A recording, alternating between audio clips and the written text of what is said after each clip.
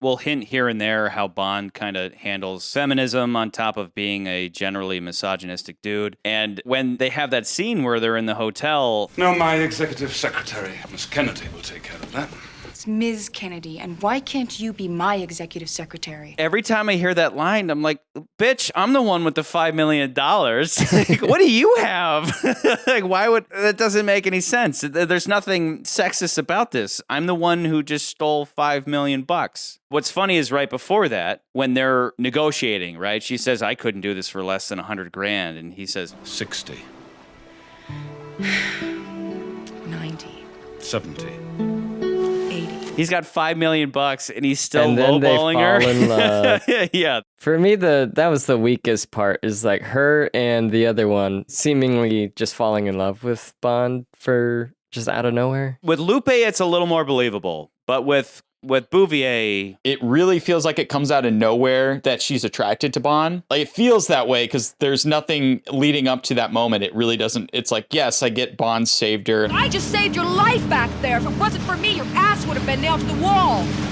You saved my life! Yes. Where, they don't get a lot of time together. Yeah, there's maybe like that attraction of Bond being like, oh yeah, she's hot when he first sees her. But that scene really feels weird to me. They're on the boat and they look at each other and they're going over this plan, and I've been like, okay, next scene. But no, we got to have Bond get with this girl. So then they should have saved that for later. They needed to keep doing this. They needed to keep butting heads and save that for later. We ran out of gas, nothing else to do, I guess. Yeah, I guess we're gonna bang. Is she using her sex to drive the price up or something? It's an odd, literally blowing their load before they should have. Probably the oddest scene of the whole movie, and it serves a function, but it's very odd, is when Lupe shows up to the hotel and she says, James is in danger.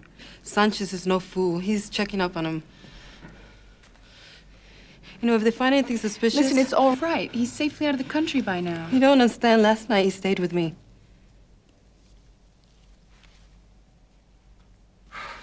At Sancho's house?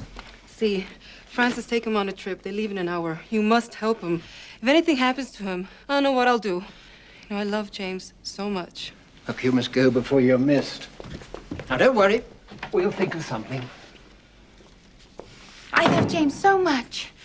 I'll be damned if I'll help him. Hi, Mark. Hi, Mark. That is the high mark scene of this movie. I did not hit her. I did not.